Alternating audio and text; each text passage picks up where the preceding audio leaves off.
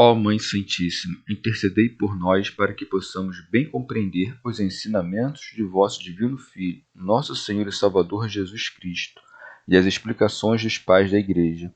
Ó Virgem Imaculada, ofereço-vos este trabalho e peço que abençoais aqueles que o ouvirem, e que seja para a maior honra e glória de Deus. Amém. Senhor onipotente, purificai o meu coração e os meus lábios. Vós, que purificastes os lábios do profeta Isaías com carvão em brasa, e dignai-vos, por tal modo, purificar-me com a vossa misericórdia, para que possa dignamente anunciar o vosso santo Evangelho.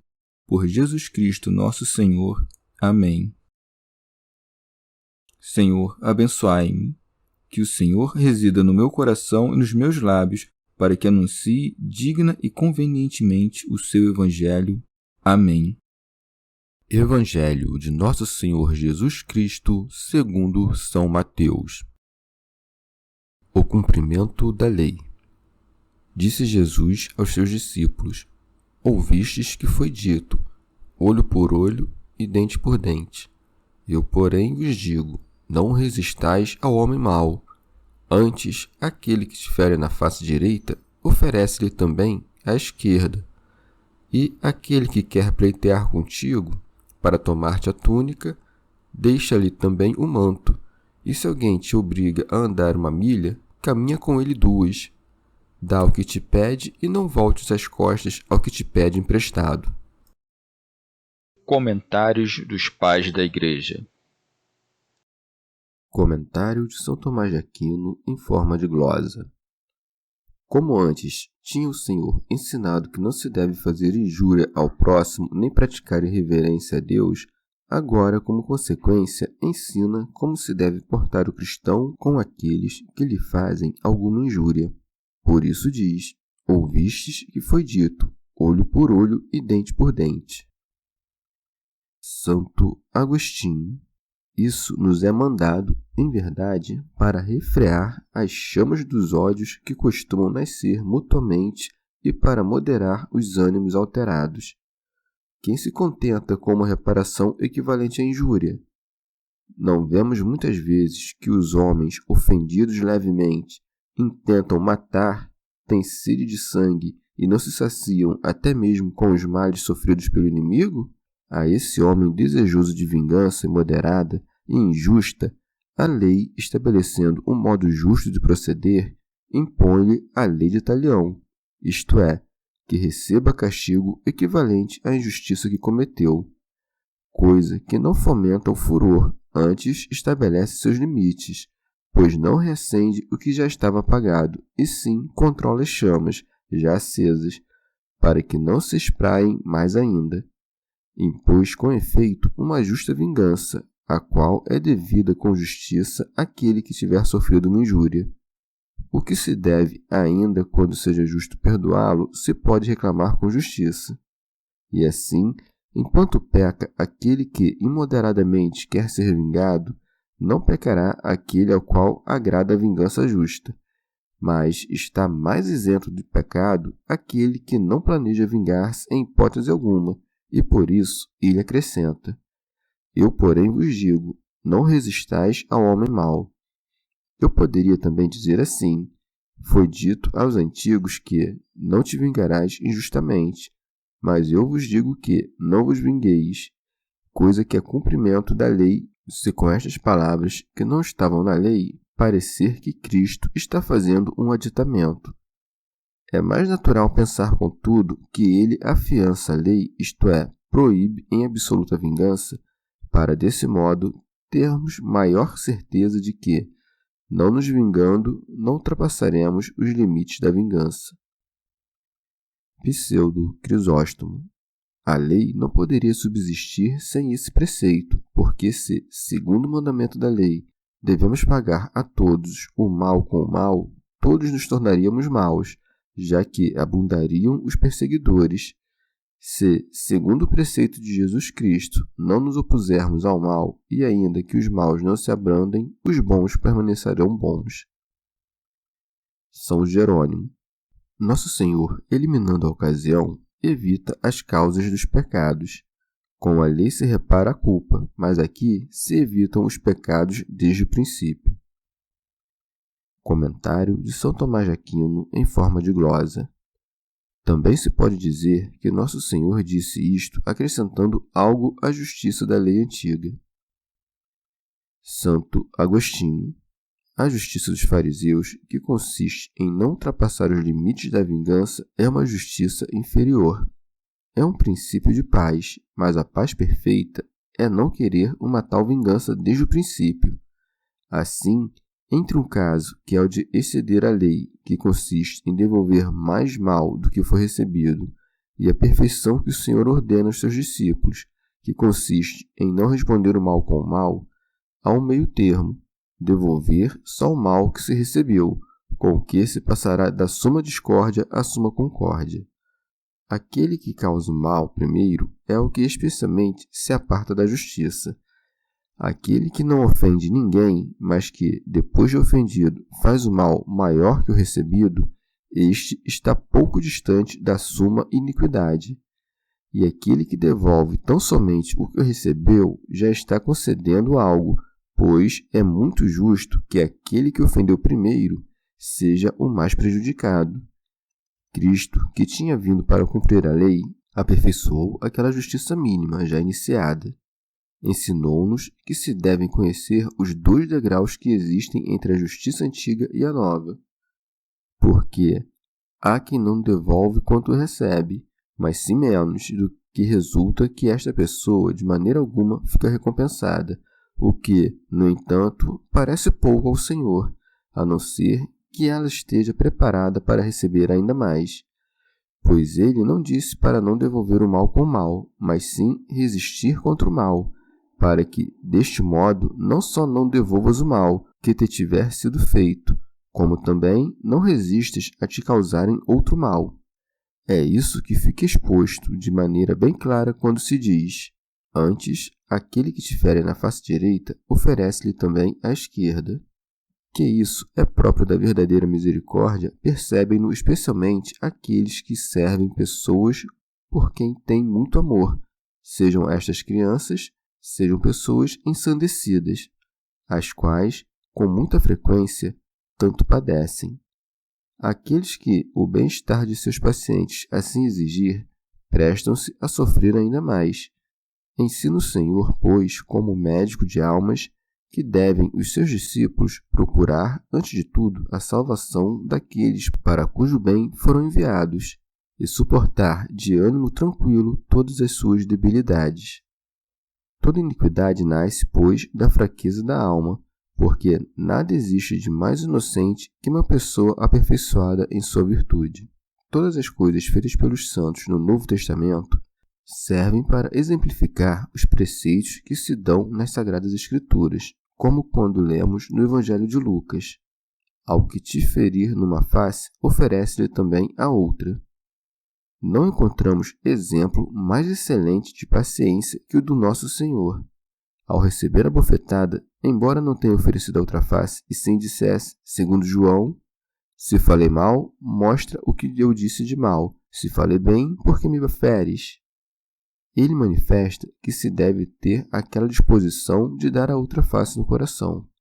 Nosso Senhor estava preparado não só para permitir que ferissem outra face pela salvação de todos, como também a ser crucificado em todo o seu corpo. Pode-se perguntar o que é que se entende por face direita. Sendo o rosto aquilo pelo que somos conhecidos, ser ferido no rosto, segundo o apóstolo, equivale a ser desprezado e desdenhado. Mas, como não se pode dizer que o rosto seja direito ou esquerdo, e como a nobreza pode ser ou concernente a Deus ou concernente ao mundo, assim se distingue a face direita da esquerda, a fim de que qualquer discípulo de Cristo que seja desprezado por ser cristão seja preparado para muitos outros desprezos, se é que tem honras neste mundo. Todas as coisas em que sofremos algum tipo de contrariedade dividem-se em 2 classes. Uma é daquelas coisas que podem ser restituídas, a outra a das que não podem. Naquilo que não se pode restituir, costuma-se buscar o consolo da vingança. Mas de que vale, uma vez tu ferido, que venhas tu a ferir? Por acaso se pode restituir o dano que nos é feito no corpo? Mas a alma orgulhosa almeja esses reparos. Pseudo Crisóstomo. Quando te vingas de alguém, por acaso evitas que ele te volte a ferir? Muito ao contrário, assim o instigas a te ferir, porque a cólera não se corrige com cólera, antes a acende. Santo Agostinho. Com isso, o Senhor ensina que é melhor sofrer de modo misericordioso a debilidade do outro que diminuir a própria, por meio de um castigo imposto a outrem. No entanto, aqui não se proíbe o tipo de conduta que pode servir de correção aos outros. Ela pertence, contudo, à caridade e não inviabiliza o propósito de estar preparado para receber muitas coisas daquele a quem se quer corrigir.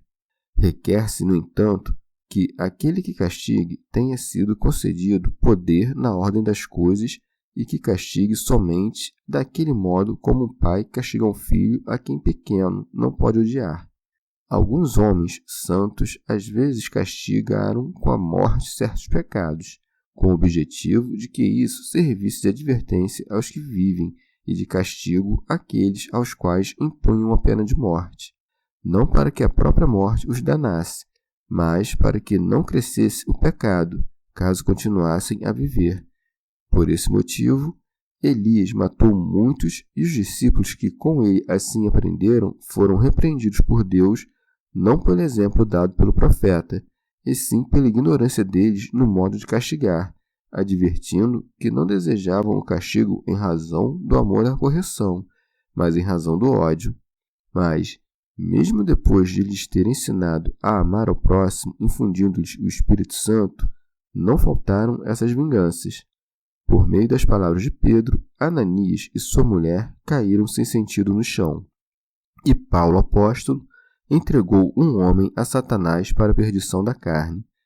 Dessa maneira, certos homens, ignorando com que fim foram realizadas as vinganças corporais que se encontram no Antigo Testamento, levantam-se contra elas. Quem, estando são, alguma vez disse aos reis: não vos interessa se alguém quer que ser religioso ou sacrílego? Não seria possível dizer a eles: não vos importa que em vosso reino alguém seja pudico ou impudico. Muito melhor é ensinar os homens a adorar a Deus por meio da doutrina que obrigá-los a tanto por meio de castigos. Não obstante, a muitos foi proveitoso o que se pode provar pela experiência, primeiro sofrer a dor e o medo para depois ensinar os outros o mesmo que pôr em prática o que antes tinha aprendido por meio de palavras. Assim como são melhores aqueles que são movidos pelo amor, de igual modo, há muitos que são corrigidos pelo medo. Aprendam com o exemplo do apóstolo Paulo, a quem Cristo primeiro forçou e depois ensinou. Compreendam que nessa classe de injúrias que se busca reparar com castigo os cristãos observaram determinada moderação, para que, uma vez recebida a injúria, não nasça o ódio e a alma esteja preparada para sofrer ainda coisas maiores. Tampouco desprezem a correção, a qual pode ser proveitosa, seja por meio do conselho, seja por meio da autoridade. São Jerônimo. Segundo alguns intérpretes místicos, uma vez ferida a nossa face direita, não nos é mandado que ofereçamos a esquerda, mas a outra, isto é, a outra face direita, já que o justo não tem face esquerda. Se um herege nos ferir em alguma disputa e pretender ferir nossa fé, que representa a direita, que se lhe ofereça outro testemunho das Sagradas Escrituras. Santo Agostinho.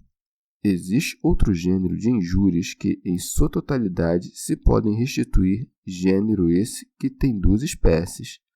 Uma que pertence ao dinheiro e a outra às obras. Da primeira dessas duas espécies diz o Salvador: e aquele que quer pleitear contigo para tomar-te a túnica, deixa-lhe também o manto. Logo, assim como sob a forma de uma bofetada na face direita, ele representa todas as injúrias que não se podem reparar sem castigo, de igual modo, sob a forma da túnica, representa as que podem sê-lo com castigo. E tudo isso se vê que está ordenado com a maior oportunidade, temporariamente, por preparação da alma e não como ostentação da boa obra.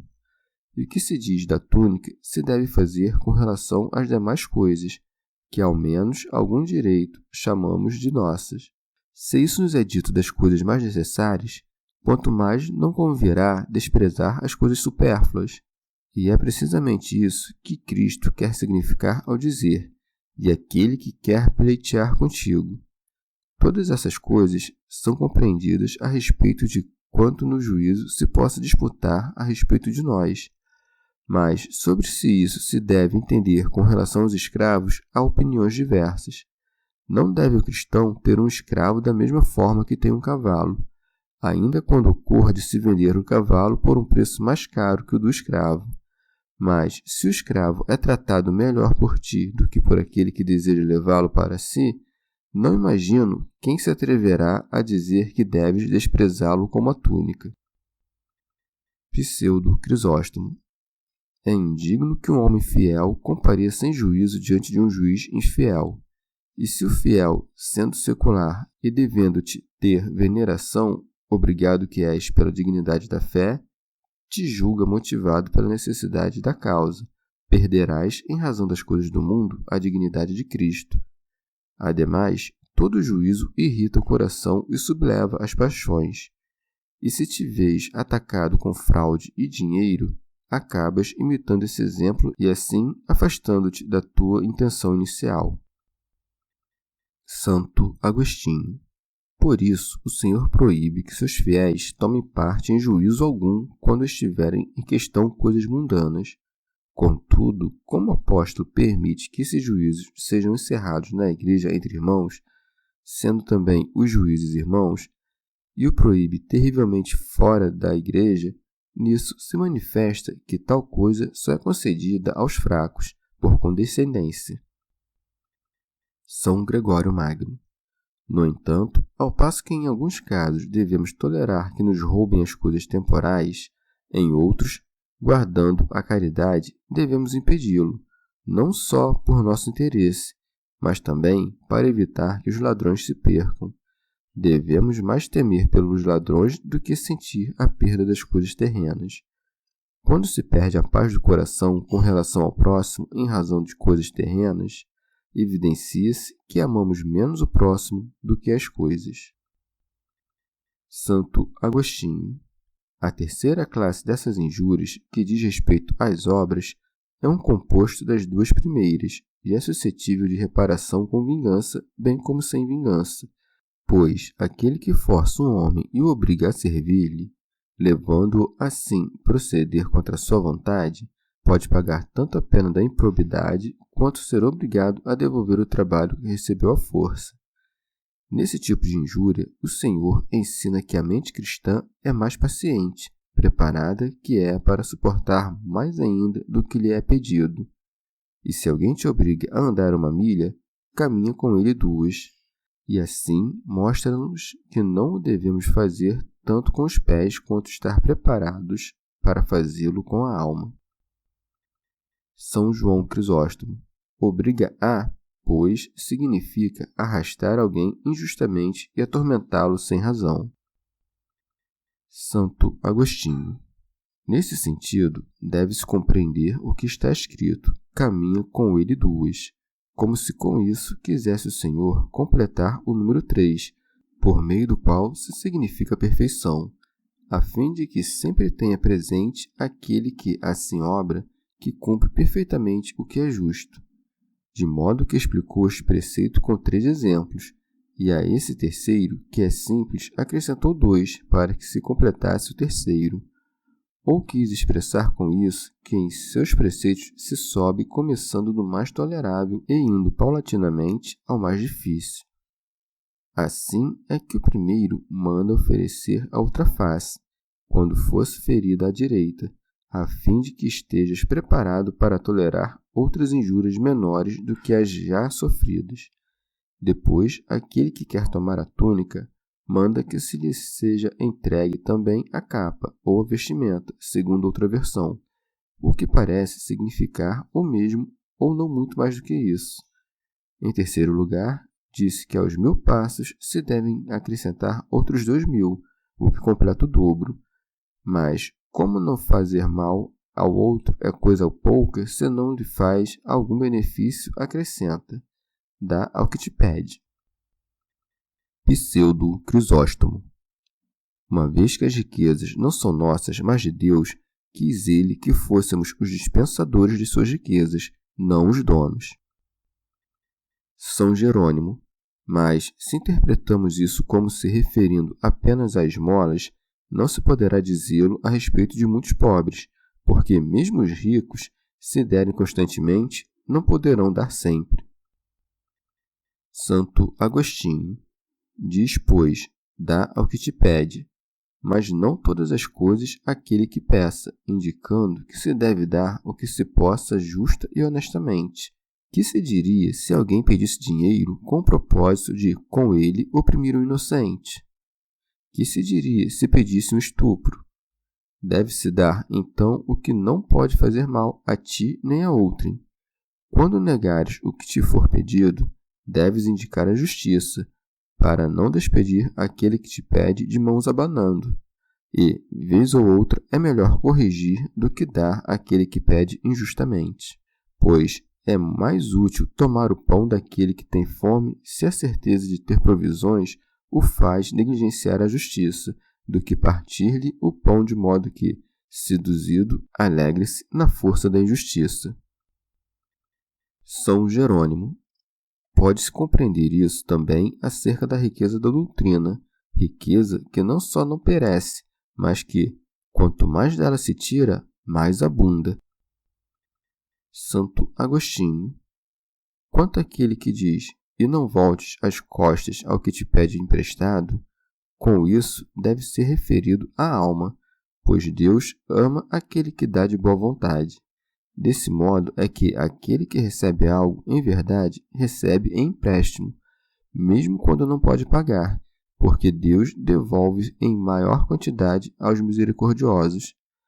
Se não se quiser compreender como mutante senão aquele que recebe de volta, deve-se entender que Deus compreendeu estas duas maneiras de emprestar, porque ou damos ou emprestamos àquele que depois nos devolverá, e em ambos os casos devemos adotar esta exortação: não voltes as costas, isto é, não te recuses a emprestar, como se, porque o homem deveria te pagar, então Deus não o deveria, pois tudo que foi feito por ordem de Deus não pode ficar sem fruto. Pseudo Crisóstomo. Logo, Cristo nos manda emprestar, mas sem usura, pois quem dá com usura não dá o que é seu, antes subtrai o que é do outro, desata um vínculo e ata muitos outros. Não dá pela justiça de Deus, e sim por ganância própria. O dinheiro que se obtém por meio da usura é semelhante à mordida de uma serpente venenosa. Assim como o veneno da áspide corrompe todos os membros de uma maneira oculta, de igual modo a usura converte todos os bens em dívidas. Santo Agostinho. Objetam alguns que esta doutrina de Cristo é contrária aos costumes dos povos. Dizem: quem permitirá que algo lhe seja tirado por um inimigo? Ou quem não quererá retribuir pelo direito de guerra os males causados pelos depredadores das províncias romanas? Ao que se responde: estes preceitos de paciência devem sempre ser guardados no fundo do coração como preparação da alma, e a benevolência que nos inclina a não pagar o mal com o mal deve ter um assento permanente na vontade. Deve-se, portanto, muitos benefícios, mesmo àqueles que não os quiserem receber, castigando-os com uma certa severidade benigna. Por isso, quando os governos da terra cumprem os preceitos cristãos, mesmo as guerras não serão travadas sem benevolência, e seu propósito não será outro senão atender aos interesses dos vencidos de modo mais favorável com a sociedade pacificada pela piedade e pela justiça, pois é vantajosamente vencido aquele a quem é retirada a licença da iniquidade, porque não existe nada mais infeliz que a felicidade dos que pecam, com a qual se alimenta a impunidade penal e a má vontade, como o inimigo interior, se robustece. Chegamos ao fim de mais um dia de comentários da Catena Áurea. Muito obrigado por ficarem até aqui, que Nossa Senhora derrame suas graças sobre nós e até amanhã.